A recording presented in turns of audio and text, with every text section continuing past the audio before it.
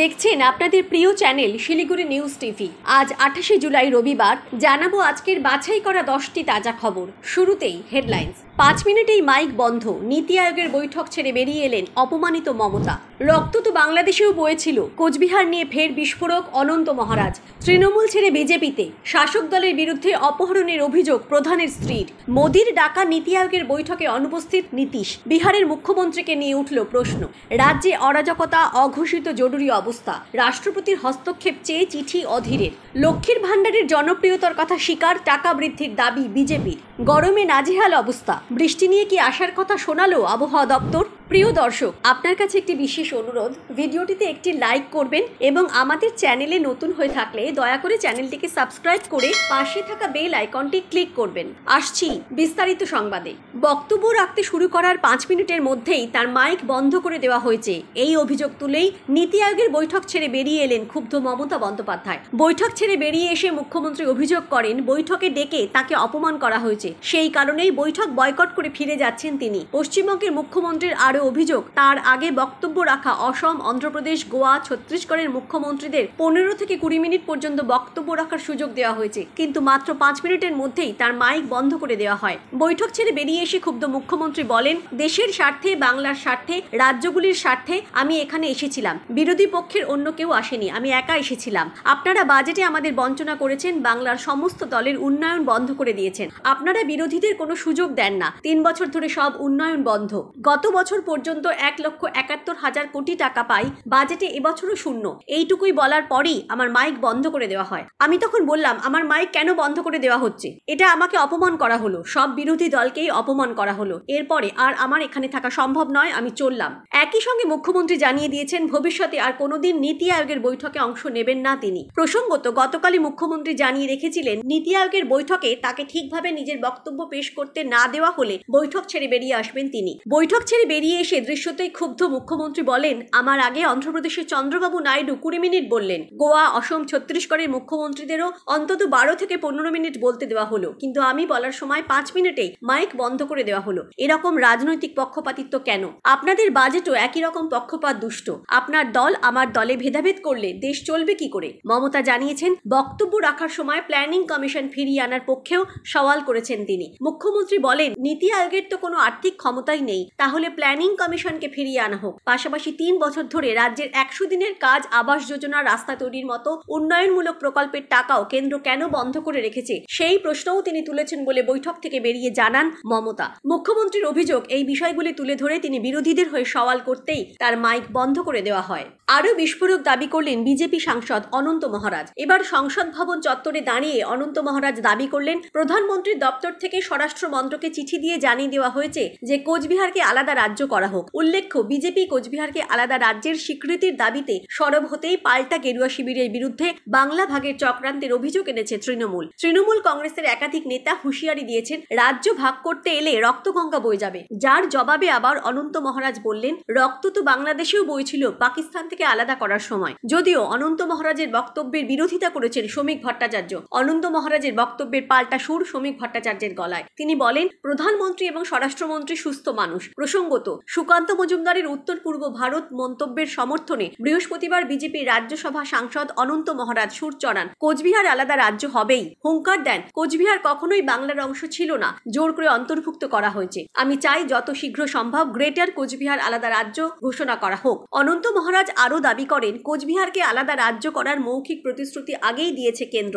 তিনি বলেন, এ ব্যাপারে বিজেপি বা তৃণমূল কারো চাওয়াতেই কিছু এসে যায় না। কেন্দ্রীয় সরকার আগেই প্রতিশ্রুতি দিয়ে রেখেছে, লিখিত প্রতিশ্রুতি রয়েছে আমার কাছে। উত্তরবঙ্গের উন্নয়ন করতে হবে। উত্তরবঙ্গকে উত্তর পূর্ব উন্নয়ন পর্ষদের যুক্ত করার আগেই কোচবিহারকে আলাদা রাজ্য করতে হবে। উল্লেখ্য, এই নিয়ে প্রথম বলেন বালুরঘাটের সাংসদ তথা উত্তর পূর্ব উন্নয়ন মন্ত্রকের প্রতিমন্ত্রী সুকান্ত মজুমদার। সুকান্ত বলেন, প্রধানমন্ত্রীর সঙ্গে দেখা করেছি, প্রধানমন্ত্রীর হাতে একটি প্রস্তাব তুলে দিয়ে এসেছি, আপাতত প্রেজেন্টেশন দিয়েছি উত্তরবঙ্গের সঙ্গে উত্তর পূর্বের কি কি মিল, যার ফলে উত্তরবঙ্গকে উত্তর পূর্বের অন্তর্ভুক্ত করা যেতে পারে। এবার প্রধানমন্ত্রী বিচার করবেন। এরপরই কার্শিয়াংয়ের বিজেপি বিধায়ক বিষ্ণুপ্রসাদ শর্মা আবার উল্টো সুর গিয়ে কটাক্ষ করেন সুকান্তর বক্তব্য আসলে খেয়ালি পোলাও ইউটোপিয়া। সব মিলিয়ে কোচবিহার ইস্যুতে স্পষ্ট বিজেপির অন্দরে মতানৈক্যের ছবিটা। প্রিয় দর্শক, আপনি কোন জেলা থেকে দেখছেন অবশ্যই কমেন্টে জানাবেন।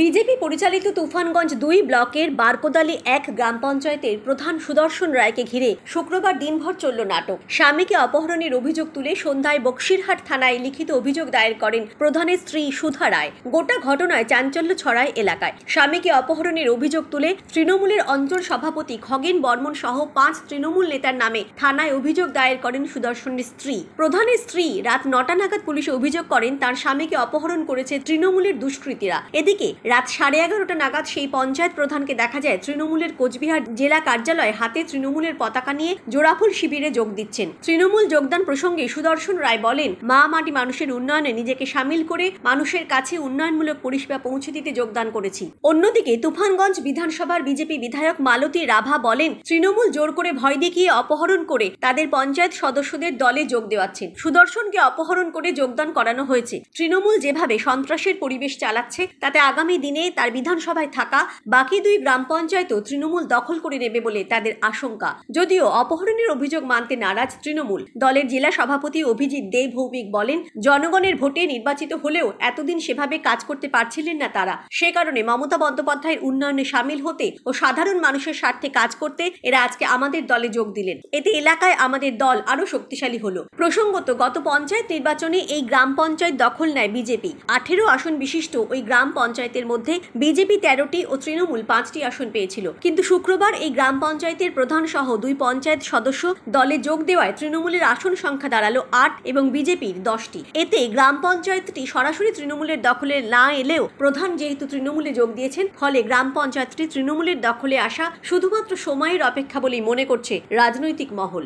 শনিবার দিল্লিতে নীতি আয়োগের বৈঠকে যোগ দেন ইন্ডিয়া জোটের প্রধান মুখ মমতা বন্দ্যোপাধ্যায়। তবে এই বৈঠকে মোদির কাছের লোক বলে পরিচিত বিহারের মুখ্যমন্ত্রী নীতিশ কুমার অনুপস্থিত। এ যেন মানতেই পারছে না রাজনীতির কারবারিরা। তাই দিনভর নীতিশের অনুপস্থিতি নিয়ে চলল জোর জল্পনা। নীতিশ অনুপস্থিত নীতি আয়োগের বৈঠকে, তাহলে বৈঠকে কারা কারা যোগ দিলেন? বৈঠকে যোগ দিয়েছেন বিহারের 2 উপমুখ্যমন্ত্রী সম্রাট চৌধুরী এবং বিজয় কুমার সিং। তবে নীতিশ কেন গড়হাজির বৈঠকে তার কোনো সদুত্তর মেলেনি দলের তরফে। যদিও পরিসংখ্যান ঘাটলে দেখা যায় নীতিশের এই বৈঠকে না যাওয়া নতুন কিছু নয়। আগেও বহুবার নীতি আয়োগের বৈঠকে তিনি যোগ দেননি। অন্যদিকে বাজেট পেশের দিনই কংগ্রেসের পক্ষ থেকে জানানো হয়েছিল কর্ণাটক, তেলেঙ্গানা, হিমাচল প্রদেশের মুখ্যমন্ত্রী যোগ দেবেন না নীতি আয়োগের বৈঠকেও। পরে একই সুরে সুর মেলান পাঞ্জাব ও তামিলনাড়ুর মুখ্যমন্ত্রী। এছাড়াও কেরলের মুখ্যমন্ত্রীও চিঠি লিখে জানান তিনিও বৈঠকে যোগ দেবেন না। বিরোধীদের পক্ষ থেকে একমাত্র মমতা বন্দ্যোপাধ্যায় বৈঠকে যোগ দেন। বৈঠকে যোগ দিলেও তাকে বলতে দেওয়া হয়নি, তার মাইক বন্ধ করে রাখা হয়েছিল বলে দলের মাঝপথে মমতা ওয়াকআউট করে বেরিয়ে আসেন। তবে তৃণমূল সুপ্রিমোর এই অভিযোগ নস্যাৎ করে কেন্দ্র। লোকসভা ভোটে হারের পর 2 মাসও কাটেনি, ফের রাজ্য সরকারের প্রবল সমালোচনায় প্রদেশ কংগ্রেস সভাপতি অধীর চৌধুরী। তার অভিযোগ, বাংলায় অরাজকতা চলছে, কৃত্রিমভাবে সাম্প্রদায়িক হিংসা ছড়ানোর চেষ্টা হচ্ছে, অবিলম্বে রাষ্ট্রপতির হস্তক্ষেপ করা উচিত। প্রদেশ কংগ্রেস সভাপতির লেটার হেডে লেখা ওই চিঠিতে অধীর রাষ্ট্রপতিকে জানিয়েছেন বাংলার পরিস্থিতি নিয়ে ব্যক্তিগতভাবে তিনি উদ্বিগ্ন। খানিকটা বিজেপি নেতাদের সুরে সুর মিলিয়ে অধীরের বক্তব্য, দেশের সাংবিধানিক প্রধান হিসাবে বাংলার আইন শৃঙ্খলার হাল ফেরাতে হস্তক্ষেপ করা উচিত রাষ্ট্রপতির। এই মুহূর্তে বাংলায় যে অরাজকতা চলছে সেটা যে শুধু বিব্রতকর তাই নয়, ভীষণভাবে উদ্বেগেরও। সবটাই হচ্ছে বিরোধী দলের সমর্থক এবং নেতা কর্মীদের উপর শাসক দলের নিষ্ঠুর আচরণে। রাষ্ট্রপতিকে লেখা চিঠিতে সন্দেশখালী প্রসঙ্গও উল্লেখ করেছেন অধীর। প্রদেশ কংগ্রেস সভাপতি অভিযোগ করেছেন, লোকসভা নির্বাচনের আগে মুর্শিদাবাদে পরিকল্পিতভাবে সাম্প্রদায়িক হিংসা ছড়ানো হয়েছিল। বহরমপুরের প্রাক্তন সাংসদের অভিযোগ, নির্বাচন কমিশনের করা ব্যবস্থা সত্ত্বেও লোকসভা ভোটের আগে রোখা যায়নি শাসক দলের সন্ত্রাস। তবে এই মুহূর্তে সবচেয়ে উদ্বেগের হলো ভোট পরবর্তী হিংসা। অধীরের দাবি, বাংলার বিরোধী দলের নেতা কর্মী এবং সমর্থকরা জীবন ও জীবিকা দুই নিয়েই সংশয়। এই প্রসঙ্গে ময়নাগুড়িতে কংগ্রেস কর্মী খুনেরও উল্লেখ করেছেন তিনি। অধীরের দাবি, এই মুহূর্তে রাজ্যে অঘোষিত জরুরি অবস্থা চলছে, যা মোকাবিলা করার জন্য রাষ্ট্রপতির হস্তক্ষেপ প্রয়োজন। লোকসভা ভোটের আগেও এই একইভাবে খানিকটা বিজেপির সুরে সুর মিলিয়ে সন্দেশখালী ইস্যু নিয়ে রাষ্ট্রপতি শাসনের দাবি তুলেছিলেন অধীর। সে সময় দলের অন্দরেই ভর্ৎসিত হতে হয় তাকে। তৃণমূলও তেড়ে ফুঁড়ে আক্রমণ করে। রাজ্যের শাসক দল দাবি করে অধীর বিজেপির ভাষায় কথা বলছেন, কিন্তু তাতেও দমছেন না অধীর। কার্যত সেই একই ভাষাতেই রাজ্য সরকারকে আক্রমণ শানালেন তিনি।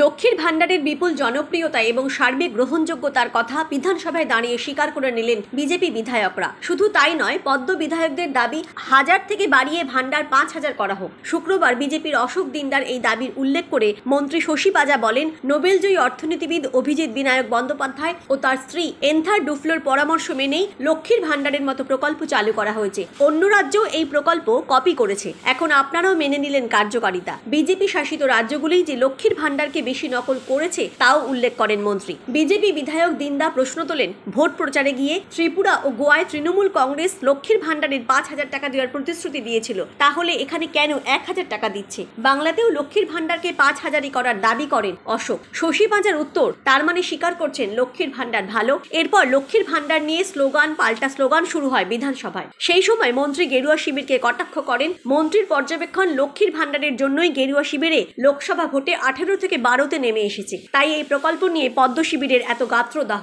মন্ত্রীর সাফ ঘোষণা, লক্ষ্মীর ভান্ডার মুখ্যমন্ত্রীর স্বপ্নের প্রকল্প। এই প্রকল্প কোনোদিনই বন্ধ হবে না। তৃণমূল বিধায়ক সায়ন্তিকা বন্দ্যোপাধ্যায় প্রশ্ন করেন, কোন কোন রাজ্য লক্ষ্মীর ভান্ডারকে কপি করেছে? জবাবে শশী পাজা জানিয়ে দেন, রাজ্যগুলি সব বিজেপি শাসিত, তবে তাদের নাম তিনি করতে চান না। এদিন প্রশ্নোত্তর পর্বে শশী পাজা পরিসংখ্যান তুলে ধরে জানান, এখনো অব্দি 2,15,88,775 মহিলা লক্ষ্মীর ভান্ডারের সুবিধা পেয়েছেন। তবে 60 পেরিয়ে যাওয়ায় 3,37,962 জনকে অন্য প্রকল্পের সুবিধা দেওয়া হচ্ছে। 3,16,727 জনকে লক্ষ্মীর ভান্ডার থেকে বার্ধক্য ভাতায় রূপান্তরিত করা হয়েছে। তফসিলি জাতি প্রকল্পে রূপান্তরিত হয়েছে 18,155 জন। জয় জোহার প্রকল্পে 3,080 জন।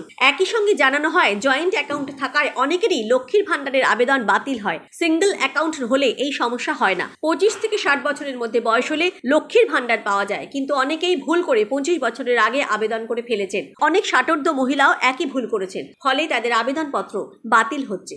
কয়েকদিন টানা বৃষ্টি হলেও গরমে ফের নাজেহাল অবস্থা উত্তরবঙ্গে। দক্ষিণবঙ্গে রোদ বৃষ্টির খেলা, কখনো এক পশলা বৃষ্টি হচ্ছে। এরই মাঝে রাজ্যের আবহাওয়া নিয়ে বড় আপডেট দিল আলিপুর আবহাওয়া দপ্তর। হাওয়া অফিস জানিয়েছে, বঙ্গোপসাগরের উত্তরে এবং লাগোয়া বাংলাদেশ ও গাঙ্গেয় পশ্চিমবঙ্গের উপকূল এলাকার উপরে একটি লো প্রেসার বেল্ট তৈরি হয়েছে। রয়েছে চক্রাবাত ঘূর্ণাবর্ত। ফলে উত্তরবঙ্গে আগামী দুদিন উপরের 5 জেলায় বৃষ্টির সম্ভাবনা রয়েছে। শনিবার দার্জিলিং এবং কালিম্পং এই 2 জেলায় রয়েছে ভারী বৃষ্টিপাতের সম্ভাবনা। রবিবার জলপাইগুড়ি, কালিম্পং, আলিপুরদুয়ারে বিক্ষিপ্তভাবে বৃষ্টি হতে পারে। সোমবার থেকে উত্তরবঙ্গে হাওয়া বদলের সম্ভাবনা রয়েছে। দক্ষিণবঙ্গেও আগামী 24 ঘন্টায় পূর্ব ও পশ্চিম মেদিনীপুর, ঝাড়গ্রাম, বাঁকুড়াতে মাঝারি থেকে ভারী বৃষ্টিপাতের সম্ভাবনা রয়েছে। কলকাতা থেকে শুরু করে সমস্ত জেলাতেই বজ্রবিদ্যুৎ সহ হালকা থেকে মাঝারি বৃষ্টিপাত হতে পারে। উপকূল এবং উপকূল সংলগ্ন জেলা এবং পশ্চিমের জেলাগুলিতে দিনভর পশলা বৃষ্টির সম্ভাবনা রয়েছে। রবিবার থেকে দক্ষিণবঙ্গে কমবে বৃষ্টিপাত। খবর এখন এই পর্যন্তই। পরবর্তী খবরগুলো সবার প্রথমে পেতে